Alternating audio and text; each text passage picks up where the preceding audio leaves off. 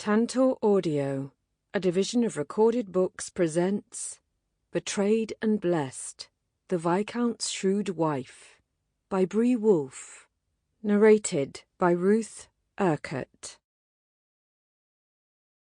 Prologue. England 1786, or a variation thereof. 20 years ago. An icy wind howled through the night, attacking the tall, fortress-like manor from all sides. Windows rattled in their hinges as the onslaught continued, not yielding, but clinging tightly to the dark stone that had faced down many such attacks and not succumbed. It was a night on which only the foolish or reckless would venture from the safety of their homes, or the desperate. Pulling the heavy black cloak more tightly around her shoulders, Ellen Cartwright, Countess of Radcliffe, stood in the large kitchen located in the back of the monstrous building and gazed down at the sleeping child in her arms. Lost in her dreams, her daughter smiled as Ellen brushed a gentle hand over the little girl's forehead, her golden locks slightly swaying as her mother rocked her. Taking a deep breath, Ellen wrapped her arms more tightly around her precious girl, pulling her closer, as though any moment she might slip from her arms and vanish. "My sweet little Beth," she mumbled into the child's hair, as her arms began to feel the 2-year-old's weight. Slowly she forced them to relax, allowing the carrying cloak she had fashioned for the child to bear most of the burden. As her arms relaxed, the straps cut into her shoulders, and she had to brace a hand on the table beside her to keep from falling over. The moment she leant forward and her hand touched the rough wooden surface, a jolt of pain cut through the left side of her rib cage, and for the 100th time Ellen prayed that her ribs were not broken, only bruised. "Do you truly not want to wait?" her mother-in-law asked as she came walking into the empty kitchen, a dark bag in her hands as she stepped toward Ellen, deep concern in her gentle eyes. "You are not feeling well. What if you cannot hold her for long? What if—" "No," Ellen interrupted, drawing in a shaky breath. "It has to be tonight. Everything's in place." Gritting her teeth, she straightened her back and met her mother-in-law's eyes. "I can do it, Clementine," she said, knowing that she had to. It was as simple as that. "I can do it." As a tear rolled down Clementine's weathered face, the older woman reluctantly slung the bag over Ellen's head and shoulder, careful not to disturb the sleeping child. Then she gazed down at her granddaughter, gently brushing a stray curl from her little face, and whispered, "Be safe, my little angel." "I will protect her," Ellen said, as though saying the words would make them true. Deep down she was terrified, and yet she needed to be strong. Fear would not serve her. Only strength would see her daughter safe. "I know." Nodding her head, her eyes brimming with tears, her mother-in-law gently cupped her wrinkled hand to Ellen's cheek. "I hate to see you go," she whispered, "but neither can I stand and watch you suffer any longer." She hung her head. "I'm sorry for everything that's happened. I don't know what happened that changed him so. I wish I did." Ellen nodded, her own throat constricted at the thought of leaving behind the only mother she had ever known. As much as she despised her husband, his mother, next to her daughter, was the person she loved most in this world, and leaving her broke her heart. "I need to go," she said, reminding them of the inevitable. Will you see me outside?" A soft smile came to her mother-in-law's face. "Wild horses couldn't keep me away." Pressing her lips together, Ellen forced the tears back down as she turned toward the door, her mother-in-law by her side, her arm wrapped around her shoulders. Silently, they stepped out into the dark night, the wind tearing at their clothes, and walked around the side of the building to the stables, leaving behind the looming manor and its sleeping inhabitants. For weeks, Ellen had planned for this night of their escape, but without her mother-in-law's help she would never have succeeded. Only together they had been able to convince her husband to allow her to remain in the country when he had been called back to London for business. By then, Ellen had known that business generally referred to another night of gambling and drinking until the wee hours of the morning. However, by then she did not care any longer. In her mind's eye she still saw the pale bruises on her daughter's little arm after her father had dragged her from his study. Oblivious to her father's temper, little Beth had ventured around the house after escaping her nurse's attention, and then discovered the many wonders hidden in her father's desk. Upon discovering her in his study, papers strewn about, some crumpled, some torn, he had been furious, his face turning red as he yanked the crying child out into the hall. It had been the first time his rage had been directed at his child. The first time she had felt her father's uncontrolled temper, the first time his anger had marked her skin. It had been in that moment that Ellen had known that she had to leave. Alone in the country, far from her husband's watchful eyes, she and Clementine had arranged for them to start a new life. In her bag were papers that would attest to her marriage to a fictitious man, to their daughter's birth, as well as to his untimely death. As a young widow, Ellen planned to start over and give her daughter the one thing every child needed the most: safety. Long before Beth had fallen asleep that night, her grandmother had added a sleeping potion to the servants' food, and by the time Ellen had sneaked downstairs to ready the horse, most of them had been sound asleep in their beds. Then she had returned to gather her things and latch her daughter to her body so that she could ride with greater ease. Although the wind howled around them, the earth was dry, as it had not rained in over a week, and yet the sky had been heavy with dark clouds all day, promising a storm on the horizon. The opportune moment had come. Ellen knew it. She couldn't hesitate now. If she left tonight and covered sufficient ground, the hard soil would show no hoofprints that would lead others to her location, and if luck held and the storm came in a day or two, it would impede the search for her even more. After all, what she needed most was a head start to put as much distance between herself and her husband before she could start looking for a place to begin a new life. Leading her trusted mare from the box, Ellen turned to her mother-in-law. "Thank you for everything you've done," she whispered, as tears streamed down her face, and she quickly wiped them away before they fell on her daughter. "You saved us both." Closing her eyes, Clementine took a deep breath, then strode forward and wrapped her daughter-in-law and granddaughter in a desperate embrace. "I wish I could have done more. I wish you didn't have to go." She stepped back, her eyes brimming with tears. "But I am grateful that you're strong enough to go. I don't know if I could have done it." Pride swelled in Ellen's chest, giving her strength. "It's a mother's duty to protect her child," she said, as she had so many times since making up her mind. Her mother-in-law nodded. "It is." Then she pulled a small envelope from her shawl and slipped it into Ellen's bag. "To help you get started." Ellen's eyes widened. "I couldn't, For my granddaughter," Clementine interrupted, her eyes determined as she held Ellen's gaze. "After all, it is also a grandmother's right to protect her grandchild." "Thank you," Ellen whispered, feeling new tears sting her eyes. Before they could spill down her face, she stepped forward, gave Clementine a quick hug, and then led her mare to the mounting block. Handing the reins to her mother-in-law, she mounted the horse, careful not to wake her sleeping daughter. "Be safe," Clementine said over the howling wind, her hand squeezing Ellen's as she returned the reins into her grasp. "Be safe." Holding her mother-in-law's gaze for a moment longer, Ellen nodded. "I will. I promise." Then she kicked her heels into the horse's flanks, and a moment later they were swallowed up by the night. Forcing herself not to look back, Ellen guided her mare away from Beechworth Manor and across the fields, grateful for her good sense of direction, as she planned to stay off the main roads as much as possible. If everything went well, her husband would never find them. She could only hope that her luck would hold, for her daughter's sake. 1. Arriving in London. England, spring, 1806, or a variation thereof. 20 years later. The moment Beth stepped out of the stagecoach and found herself immersed in the crowded city that was London, her heartbeat quickened. Never had she seen this many people in one place.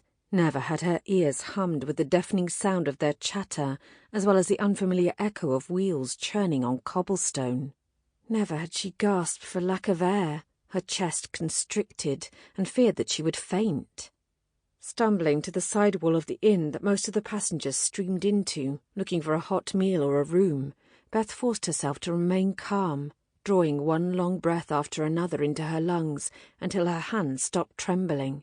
Then she lifted her head and allowed her eyes to travel over the unfamiliar sights before her. Indeed, it was crowded, loud and harsh. Dust seemed to fill the air, and a terrible stench assaulted her nostrils. Yet there was beauty here too. The brilliant blue skies sparkled against the outline of the city, its tall buildings soaring upward, their walls impenetrable and forever, a far cry from the simple country houses that Beth had known her whole life. Angry shouts as well as happy chattering reached her ears as she watched carts pushed along the street. The smell of freshly baked goods wafted around her, mingling with the sweet smell of flowers up for sale at the next street.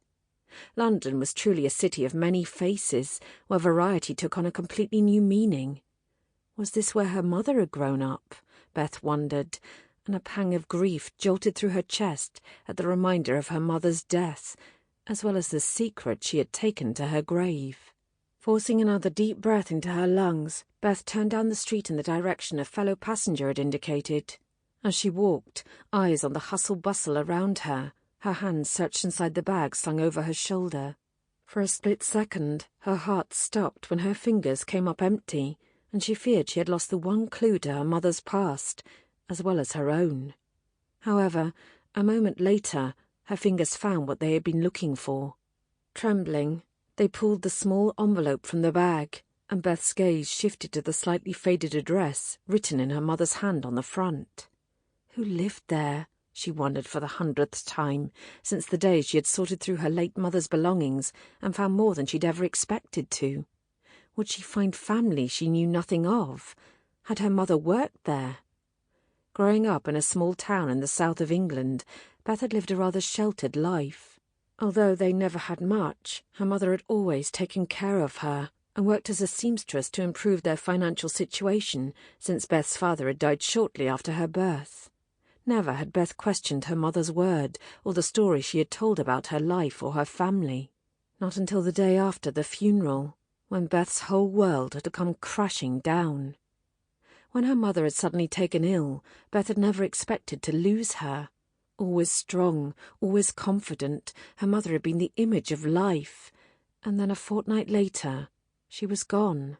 Overwhelmed by grief as well as a strange sense of detachment, as though her mother's death had only been a bad dream, Beth had sat in her mother's room for days, hugging her clothes to her chest and inhaling her scent, afraid of the moment it would finally fade away. Again and again, her fingers had run over the spine of her mother's favourite book and caressed the delicate embroidery on her pillows. How could she be dead when all her things were still here? Beth had wondered, knowing how irrational such a thought was, and yet unable to comprehend the new reality her mother's death had forced her into. And then she had opened a small box she had found in the back of her mother's cupboard. Inside had been a small purse with coins which had bought Beth the seat on the stagecoach to London, as well as an old journal, its binding worn. Reluctantly she had opened it, desperately wishing to feel her mother close again, if only for a moment. However, inside, she had found a side of her mother she hadn't known existed. While her mother had always seemed steadfast and unerring, the thoughts written on page after page spoke of an inner turmoil. Unfortunately, these thoughts were rather disorganized, spilling forth without structure or explanation, and so Beth could only catch a glimpse of what was written there. From what she could gather, her mother had left her home years earlier. Why, Beth did not know. And although she had deemed it necessary at the time, doubt and regret had slowly grown in her mother's heart. Confusion, as well as a spark of anger and disappointment, had begun to take root in Beth's heart upon learning that her mother had kept all this from her. Although she had tried to learn more, spoken to her neighbours, the town's pastor, and then anyone else who had known her mother, she had been unable to learn more. No one had known her mother until the day she had arrived in town, over 20 years ago, her little daughter in her arms. No one could remember her mother ever speaking of her past, her family, or from where she had come. No one knew anything. And then Beth had found this envelope in the back of her mother's journal, and it had provided the only clue that might help her discover what had happened. Taking a deep breath, Beth stopped at the corner of a busy street and for a moment closed her eyes before reading through the letter once more, its contents committed to memory days ago. Dear Clementine, I hope this letter finds you well. Please do not worry about us, for we have arrived at a safe place. However, I deem it best if you do not know where we have gone. All I can do is assure you that we are well, and once again express my regret for the turn our lives have taken. More than anything, I regret leaving you, although I know that there would have been no other way. In my heart, I hope that one day we will meet again. It is a wish that carries me through the dark moments. With all my love, Ellen. Who was Clementine? Beth wondered for the 100th time. A friend? Family even? And why did her mother have to leave? Why had she not been safe? All these questions and more spun in Beth's head as they had for the past few weeks since discovering the letter. Opening her eyes, Beth looked down at the faded address on the envelope. Fortunately, her mother had never sent the letter, and now it was Beth's only chance to find out what had happened. Once more asking for directions, she turned down a wide street framed by large townhouses, their windows sparkling in the early spring sun. The street was filled with fine carriages, and lords and ladies in exquisite clothing strolled up and down the pavements. Glancing down at her own simple gown and travelling cloak, Beth frowned. Surely her mother had not lived in this neighbourhood. Maybe she had been employed here, though. As her eyes drifted over the long row of townhouses, her feet carrying her onward, Beth felt her heartbeat quicken once again. "Which one?" she mumbled, her gaze shifting from door to door, searching for the number listed on the envelope in her hands. When she finally found it, her feet halted abruptly and her breath caught in her throat. Staring up at the massive building, its groomed bushes and trees as well as its iron gate, Beth swallowed. Ought she to knock on the door? Whoever lived there, would they even permit her inside? Once more, she glanced at her simple clothing, then turned her head up and down the street, unable to decide what to do. "Oh, thank God they sent someone!" a melodious voice exclaimed from behind her. Spinning around, Beth found herself looking at a young woman, a warm cloak wrapped around her shoulders and a basket full of eggs and vegetables dangling from her arm.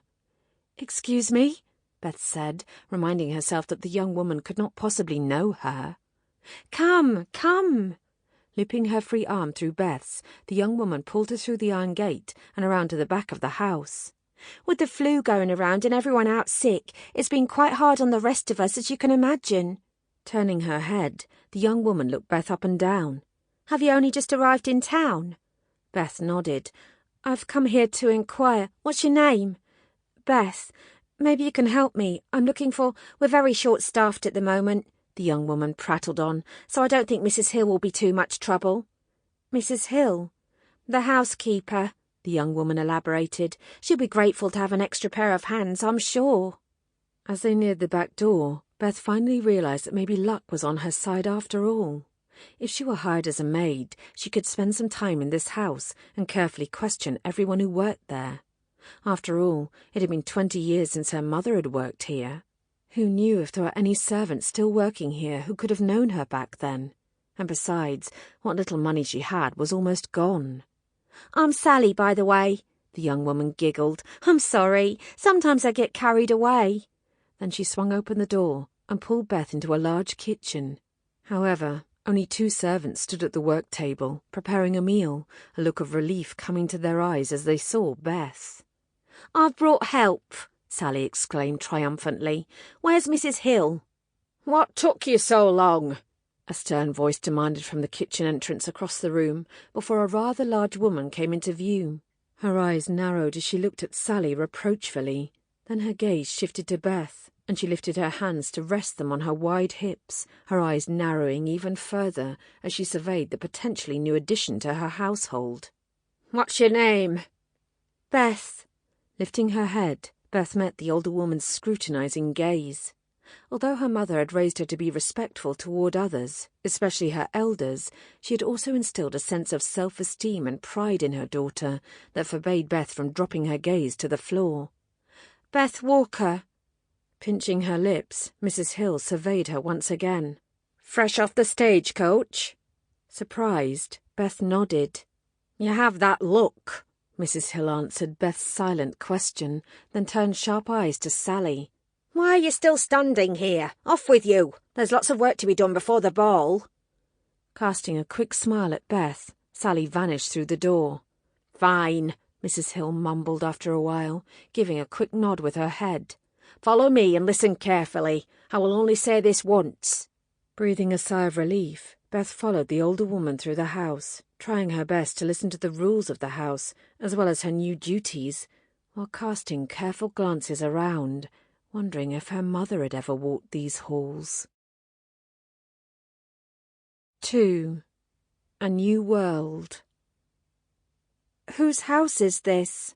Beth asked, brushing her hands down her new uniform as she followed Sally down the upstairs corridor toward the bedchambers. Snorting, Sally gawked at her. "I forgot you only just arrived the day before." Shaking her head, she pushed open the door to a large, expensively furnished room. "The Earl of Radcliffe lives here with his wife and son and daughter, as well as his mother, the Dowager Countess." Moving over to make the bed, Sally gestured for Beth to step around and pick up the blanket from the other side. Then she glanced around to assure herself that they were indeed alone, and leant forward, whispering, "This is Lady Adelaide's chamber. She's a sweet one, but rather shy. Her brother, Lord Braxton, is his father's image, loud and hot-tempered. While the women of this family are quite pleasant, the men are the opposite. Do not get on their bad side, or you'll regret it." Hurrying to straighten the room, Sally quickly moved on to the next, all the while instructing Beth how to help and what to pay attention to. Soon they were both out of breath, rushing up and down the stairs from one room to the next, carrying laundry as well as vases with fresh flowers. The whole day flew by in a flurry of instructions, and soon Beth felt the strain of such unfamiliar work in her arms and legs, as well as her lower back. "Ellen!" Sally's face scrunched up as she sat on her bed, pulling off her shoes at the end of a seemingly never-ending day. "Ellen Walker? No, that name doesn't sound familiar. Why are you asking?" Pulling on her nightgown, Beth shrugged, reluctant to explain, but knowing there was no way around it. "She was my mother, and I believe she used to work here." "Truly?" Sally's eyes went wide. "Is that why you came here?" Beth nodded. "I never knew she lived in London, and now I cannot ask her about it." Fresh grief claimed her heart, and Beth quickly turned away, placing her few belongings in the small cupboard by the door. To her great relief, she had been assigned to share a room with Sally, welcoming the young woman's easy attitude and cheerful disposition. All her life, Beth had thought of herself as a happy person, generally content and looking on the brighter side of life, rather than regretting that which had been denied her. However, since her mother's passing, moments of sadness, depressing and dark in their intensity, continued to catch her off guard, and she realized that the smiles which she generally shared so easily with those around her were a lot harder to come by these days. "I'm sorry to hear that," Sally said, her voice ringing of compassion as she slipped under the blanket. "If you want me to, I could ask around tomorrow." Turning around, Beth smiled. "That'd be wonderful. Thank you. Don't think anything of it." Snuggling deeper into the coarse mattress, Sally closed her eyes and a moment later was sound asleep. Sighing, Beth stretched her weary limbs, feeling her muscles ache, demanding rest, and slipped into bed herself. It had been a hard day, physically as well as emotionally, and more were to come. And so Beth pushed all thoughts, all questions, all uncertainties aside, and decided to take life one day at a time. Right now, she needed nothing more than a good night's sleep, and so she closed her eyes and was within minutes lost to the world. However, the next morning began much too soon. With sleep still clinging to her eyelashes, Beth forced herself out of bed, oddly annoyed by Sally's cheerful humming as she put on her uniform. "You're not a morning person," Sally observed, watching Beth's slow gait as she hobbled toward the cupboard. Beth groaned. "I ache everywhere." "It'll pass," Sally assured her, then stepped toward the door. "Hurry! Mrs. Hill doesn't look kindly on tardiness." and then the door closed behind her. Although Beth did earn a rather stern expression full of disapproval from Mrs. Hill when she finally stumbled into the kitchen, the rest of the morning passed in quiet activity. Assigned to dust the downstairs parlour, sitting room and drawing room, who on earth needed all these rooms? Beth enjoyed the solitude, as it gave her ample opportunity to take in her surroundings, imagining her mother with the same feather duster in hand, doing the same work 20 years ago. Had she truly worked here? So far, Sally's inquiries had not produced any results. No one had known her mother, or a woman named Clementine. In the case of the latter, Beth didn't even know her last name. Somewhat discouraged, she proceeded down the corridor toward the next room, when the front door swung open and a tall man stepped across the threshold. Quickly, Beth slipped into the sitting room, peering around the corner at the stern-looking man with greying hair. His lips were thin, pressed into a tight line, as though something had greatly displeased him. Anger coloured his cheeks and narrowed his eyes, and he tossed his coat at the footman, who scrambled to catch it, mumbling, "My lord," under his breath, not daring to look up. So this was the Earl of Radcliffe, Beth thought, remembering Sally's warning and deeming it appropriate. This was not a man to be trifled with. With hard eyes, he glanced around, then strode onward and down the corridor.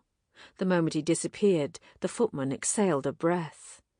After finishing her work in the sitting-room, Beth quickly moved on to the next, remembering Mrs. Hill's stern reminder that they were short-staffed and there was a lot to do before the masked ball.